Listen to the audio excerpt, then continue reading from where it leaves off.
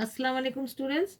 This is Mrs. Khan from Model School, and for the students of class 6A and 6B, I am going to read out the I have already read out the three parts of the chapter. Only one part is left. The chapter's name is Daedulus and Icarus, and it is a Greek mythology. Okay, the very interesting chapter. And after we complete the chapter, I am going to explain it, and then explain it in through WhatsApp, and then again we are going to do the short answers, very objective answers. And I hope you have understood and you are going to answer me. So the shepherds who saw Daedalus and Icarus flying with the wings, they were all gazing at them, looking. They were all surprisingly looking at them. They thought that one of the shepherds said that it is Apollo. Who is Apollo? Apollo is the son of Greek god Zeus. Okay, the god of sun and light. Who is the god of sun and light? Zeus.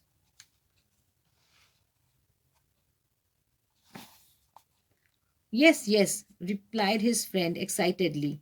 It is indeed Apollo.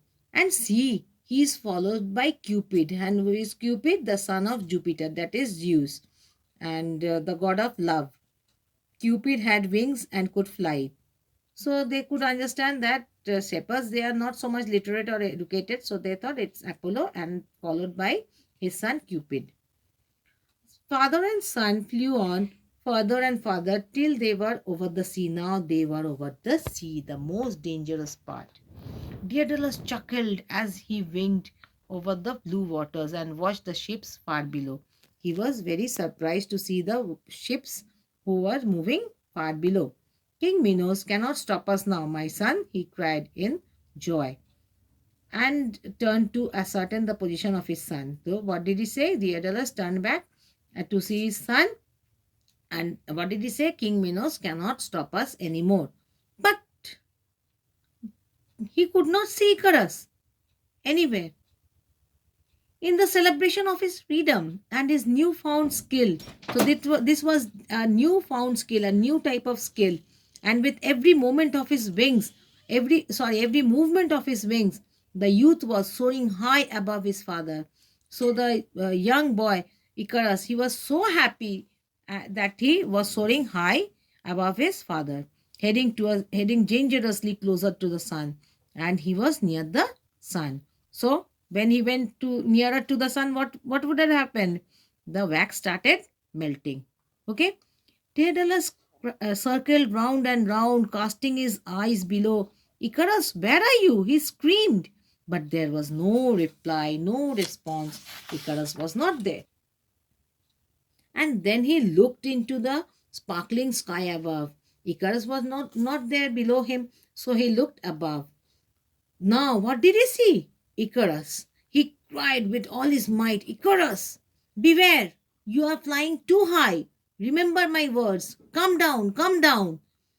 So why was he telling to come down? Because the rays of the sun, the heat of the sun will do what? Will melt the wax.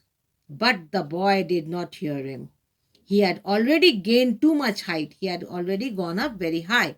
And now the wax in his feathered wings began to melt and soften. As Daedalus watched, small plumes began to drop from the wings of Icarus and float in the air. So the plumes, they came out from the wings and they were just floating in the air. Feather to air se halka hota hai, so they float. Soon larger feathers also fluttered and became detached. The large feathers, they also got detached.